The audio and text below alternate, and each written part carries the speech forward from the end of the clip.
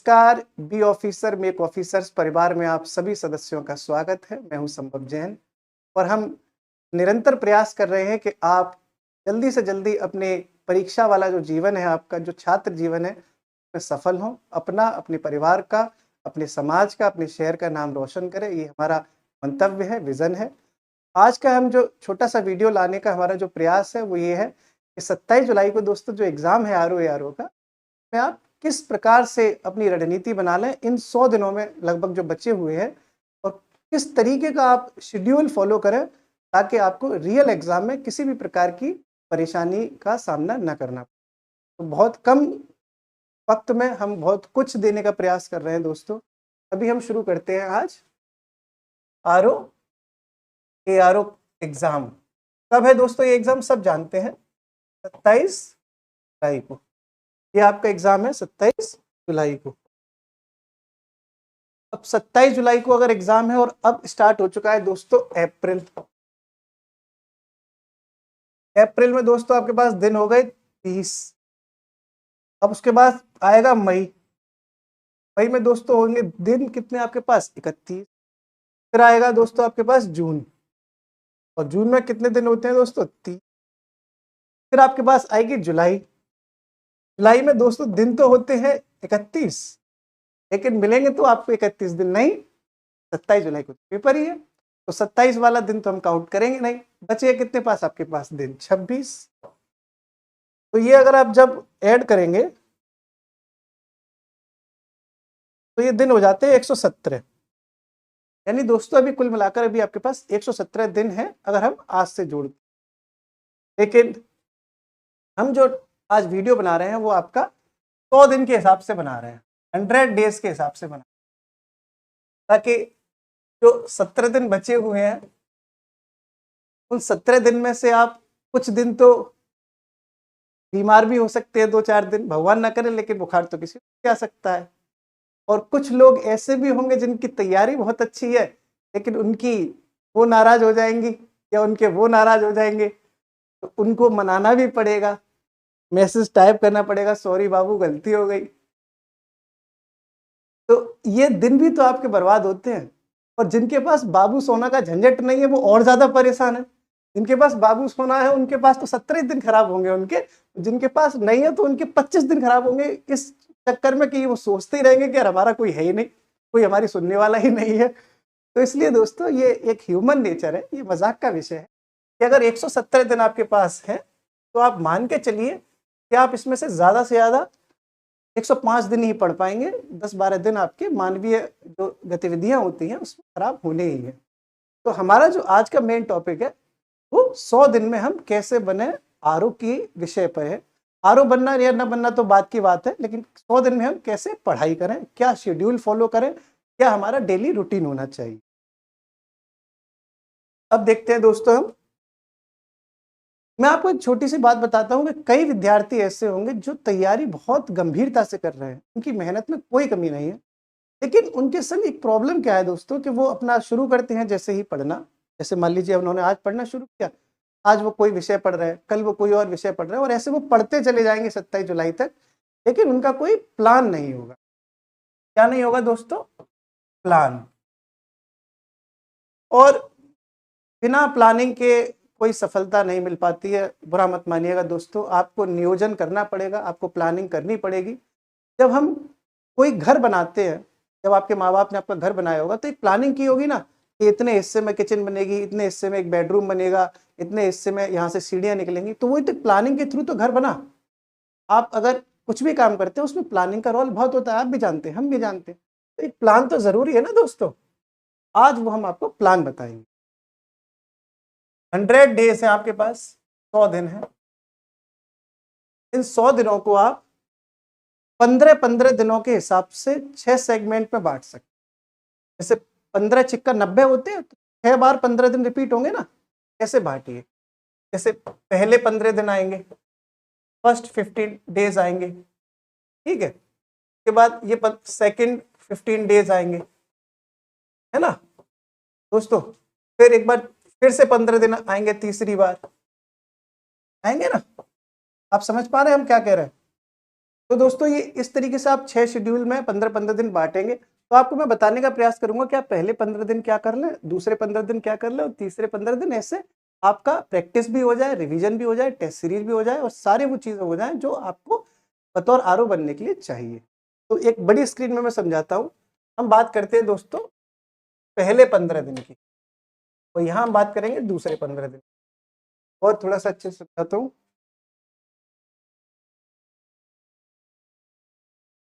अब जो रूटीन बनाना चाह रहे हैं वो कैसे बना, मैं बिल्कुल ऐसे नहीं कहूंगा आपके कि 2 घंटे ये पढ़ लो, 4 घंटे ये पढ़ लो, 6 घंटे ये पढ़ लो और काम हो जाए। मैं बहुत प्रैक्टिकल बात करूंगा ताकि आप खेल भी लें, मस्ती भी कर लें, जलेबी भी खा लें, एंजॉय भी कर लें, और वॉकिंग करनी है वो भी कर लें, और जो वो फोन पर 2 घंटे बात करनी है वो भी कर लें, रील्स देखनी है वो भी कर लें, सब कुछ कर सकते हैं एक ऐसा शेड्यूल में बनाने का प्रयास करके। तो आप चाहें दोस्तों तो देखो, आप जब सुबह सोकर उठते हैं तो सुबह आप पीते होंगे चाय यानी नाश्ता, सुबह आप करते होंगे ना नाश्ता। नाश्ता करने से लेके दोपहर में आप खाते होंगे खाना। तो नाश्ता और खाने के बीच का जो समय है वो आपका कम से कम 4-5 घंटे का रहता होगा। तो मान लीजिए आप सुबह 7 बजे, अगर आपने आपने मान के चलते हैं हम तो कि सुबह अगर आपने 7 बजे चाय पी ली तो आप 12 बजे से पहले तो खाना नहीं खाते होंगे। और अगर दोस्तों 8 बजे आपने चाय पी है तो आप 1 बजे खाना खाते होंगे। यही रहता है, अक्सर हम नाश्ते और खाने के बीच में 4-5 घंटे का हमारा अंतराल रहता है। तो इन 4-5 घंटे के जो अंतराल है दोस्तों, ये इसमें आप 5 घंटे में से ओनली 3 घंटे, कितने, 3 घंटे यहां आप पढ़िए इतिहास। क्या पढ़िए दोस्तों, इतिहास। ये कब का है, पहले 15 दिन का चल रहा है। तो आप सुबह चाय पी तब से लेके दोपहर में खाना खाने के बीच में जो वक्त मिला उसमें आपने पढ़ लिया 3 घंटे का इतिहास। ठीक है दोस्तों, अब ये हम थोड़ा सा आगे भी बताते हैं क्योंकि स्पेस भी हमें कम पड़ रहा है। फिर आप खाना खा के आराम से थोड़ी देर गप्पे मारिए अपने दोस्तों के साथ। और ये 5 घंटे में से 3 घंटे ही तो हमने कहा है पढ़ने के लिए, 2 घंटे जो मिलेंगे उसमें भी आप दोस्तों के साथ गप्पे मारिए, यूट्यूब चलाइए, बीच बीच में बता भी दीजिए कि हाँ बाबू 2 घंटे पढ़ भी लिया है ना। तो बहुत फ्लेक्सिबल शेड्यूल बनाने का हमने प्रयास किया है। अब आप खाना खा चुके हैं, खाना खाने के बाद आधा घंटे आप 1 घंटे नींद भी ले लीजिए, कोई दिक्कत नहीं है। और फिर खाना खाने के बाद से लेके अब आप शाम को चाय भी पीते होंगे 4-5 बजे, ये बात चल रही है शाम की, तो शाम की चाय होती है। तो आप जब दोस्तों दोपहर में खाना खाते हो शाम को चाय पीते हैं तो इसमें भी तो आपके पास एक अच्छा खासा समय है। उस अच्छे खासे समय में से आप अपने दोस्तों से भी बात कर सकते हैं, फोन भी कर सकते हैं, और अगर चाहें तो 2 घंटे पढ़ाई के लिए भी निकाल सकते हैं दोस्तों, अगर आपको ज़रूरी लगे तो। अगर आपको एग्जाम निकालना है तो पढ़ाई भी करनी है। तो दोस्तों हमने 3 घंटे देखिए सुबह ही सुबह इतिहास पढ़ लिया, हमने सुबह सुबह अपने दोस्तों से भी बात कर ली, एक्सरसाइज भी कर ली, और 2 घंटे हमने दोपहर में दोस्तों पॉलिटी पढ़ ली। क्या पढ़ ली, पॉलिटी। तो हम देखिए आराम से दोस्तों 3 घंटे सुबह इतिहास पढ़ चुके हैं, 2 घंटे शाम को पॉलिटी पढ़ चुके हैं, 5 घंटे हम आराम से पढ़ाई कर चुके हैं, जबकि हमने उसमें खाना भी खाया, हमने शाम को चाय भी पी है, हमने उसमें अपने दोस्तों के साथ गप्पे मारी हैं। काफ़ी आपको समय भी दिया गया है ताकि आप दूसरी गतिविधियां भी कर सकें। और जो शाम को चाय पीने जाएंगे दोस्तों आप लोग, तब मेरा अनुरोध है कि आप अपने दोस्तों के साथ डिस्कशन भी कर सकें, डिस्कस कर लें अपने दोस्तों के साथ किसी भी एक विषय को लेकर, खासकर करंट अफेयर्स के टॉपिक्स आप डिस्कस कर सकते हैं दोस्तों, अगर आप शाम की चाय के वक्त 1 घंटे। ठीक है, अब आगे चलते हैं। तो दोस्तों आप कुल मिलाकर कितना पढ़ चुके, 5 घंटे। 3 घंटे आपने इतिहास पढ़ लिया, 2 घंटे आपने पढ़ लिया पॉलिटी, और आपने दोस्तों के साथ गप्पे शप्पे मार ली। अब देखिए दोस्तों, शाम हो चुकी है, सूरज ढल चुका है, आप चाय पी चुके हैं, चांद अपनी चांदनी के साथ तैयार है, रात्रि आ चुकी है। और अब 5 बजे से लेके आपने जब चाय पी उसके बाद आप आराम से वॉकिंग करिए। क्या करिए, वॉकिंग करिए,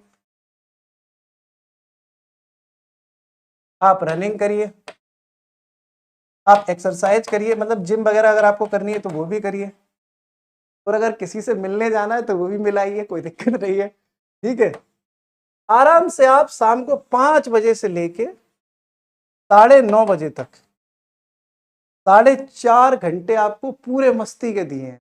आपको कुछ नहीं करना, सिर्फ मस्ती करनी है। 4.5 घंटे आपके पास अपने हैं। फिर आप जब 9:30 बजे खाना पीना खा के फ्री हो जाएंगे तो 9:30 बजे से लेके सोने तक जितने बजे भी आप सोते, उसमें महज आप 30 मिनट निकाल लीजिए करंट अफेयर्स के। किसके? करंट अफेयर्स के। 45 मिनट निकालिए आप दोस्तों हिंदी के लिए। किसके लिए? हिंदी के लिए। 30 मिनट आप निकालिए करंट अफेयर्स के लिए, 45 मिनट आप निकालिए दोस्तों हिंदी के लिए, और 20 प्रश्न बस जरूर कर लीजिएगा प्रैक्टिस के। कहीं से जहां से भी आपकी इच्छा हो वहां से आप 20 प्रश्न सॉल्व कर लीजिएगा प्रतिदिन। बस पूरे दिन में आपको इतना ही करना था। मैं आपको 9:30 बजे से सोने तक में सिर्फ ये 75 मिनट ही तो पढ़ना था और 20 प्रश्न करने थे। बाकी दिन तो दोस्तों आपके हैं, बाकी समय भी आपका है। सिर्फ इतना करना है आपको 15 दिन, स्टार्टिंग के 15 दिन। क्योंकि हमने आपको 6 सेगमेंट में बंटवाया है तो आप समझ गए होंगे कि पहले 15 दिन क्या करना है। इसके बाद हम बात कर रहे थे दोस्तों अगले 15 दिनों की। अब आप देखिए आपका हिस्ट्री पूरी हो चुकी है, आपकी पॉलिटी पूरी हो चुकी है। 15 दिन में तो इतिहास आपका हो ही जाएगा ना, अगर प्रतिदिन आप 3 घंटे पढ़ रहे हैं तो। पॉलिटी भी आपको पढ़ ली आपने 2 घंटे प्रतिदिन के हिसाब से। सोचिए आप, इतनी पॉलिटी का सिलेबस नहीं है ना कि आप उसको 2-4 महीने पढ़ेंगे। 15 दिन में पॉलिटी 2 घंटे के प्रतिदिन के हिसाब से आराम से पूरी हो जाएगी। और ये मैं जो दोस्तों आपको शेड्यूल बता रहा हूँ वो मंडे टू सैटरडे का बता रहा हूँ। संडे आपका फ्री है, आपको सिर्फ सोमवार से लेकर शनिवार तक ही पढ़ाई करनी है, बाकी आपका टाइम फ्री है। तो मंडे टू सैटरडे आप पढ़ें और संडे को जो आपका टाइम फ्री है उस दिन आप टेस्ट सीरीज दे दें। संडे को आप टेस्ट सीरीज दे दें। ठीक है दोस्तों, अब हम बात करेंगे अगले 15 दिनों की। हिस्ट्री पॉलिटी आपकी पूरी हो चुकी है। जो अगले 15 दिन आपका जो शेड्यूल होगा वो बिल्कुल सेम होगा। तो जो आप सुबह हिस्ट्री पढ़ते थे उसकी जगह दोस्तों आप पढ़ेंगे ज्योग्राफी, और जो आप पॉलिटी पढ़ते थे उसकी जगह दोस्तों आप लोग पढ़ लेंगे साइंस। ठीक है दोस्तों, आराम से अगले 15 दिनों में। ये दूसरा जो 15 दिन आया, सेकंड 15 डेज आए, उसमें आपने हिस्ट्री की जगह ज्योग्राफी ले लिया और पॉलिटी की जगह आपने साइंस ले लिया। बाकी जो शेड्यूल है वो वही रहेगा। ये सेकंड 15 डेज की बात हो गई दोस्तों। अब हम बात करेंगे अगले 15 दिनों की। जो तीसरा 15 दिन आएगा, अब देखिए आपके संग कितना अच्छा लगने वाला है। आपको एकदम आपको हाउस जोश हाईसर वाली फीलिंग आने वाली है, क्योंकि आपका सिलेबस भी पूरा हो रहा है। 15 दिन, पहले 15 दिनों में इतिहास और पॉलिटी खत्म, अगले 15 दिनों में ज्योग्राफी और साइंस खत्म। अब जो तीसरा 15 दिन आएगा दोस्तों, उसमें छोटा सा बदलाव है। अब आपको पढ़ना है इकोनॉमी और एनवायरमेंट। दोस्तों ये सब्जेक्ट इतिहास और भूगोल से बहुत छोटे हैं। आप सभी जानते हैं इनका सिलेबस और इनका कंटेंट इतिहास जैसे सब्जेक्ट की तुलना में बहुत छोटा है। तो आप क्या करेंगे दोस्तों, इसके लिए थोड़ा सा शेड्यूल चेंज करेंगे और जो इकोनॉमिक्स है उसको आप 2 घंटे देंगे पर डे अपने हिसाब से। जो इन्वायरमेंट है दोस्तों उसको आप देंगे 2 घंटे पर डे। और अब आपके सामने एक नई चीज आएगी, वो आएगी रिवीजन। अभी तक आपने रिवीजन नहीं किया था ना दोस्तों, अब आपको रिवीजन करना है 2 घंटे का भी। रिवीजन किसका करना है? जो आप पढ़ चुके हैं। आप इतिहास पढ़ चुके हैं, आप पॉलिटी पढ़ चुके हैं, आप ज्योग्राफी पढ़ चुके हैं, आप साइंस पढ़ चुके हैं, तो आप 2 घंटे उनका करेंगे रिवीजन। तो कितने हो गए? 2, 2, 4, तो 6 घंटे आपके हो गए।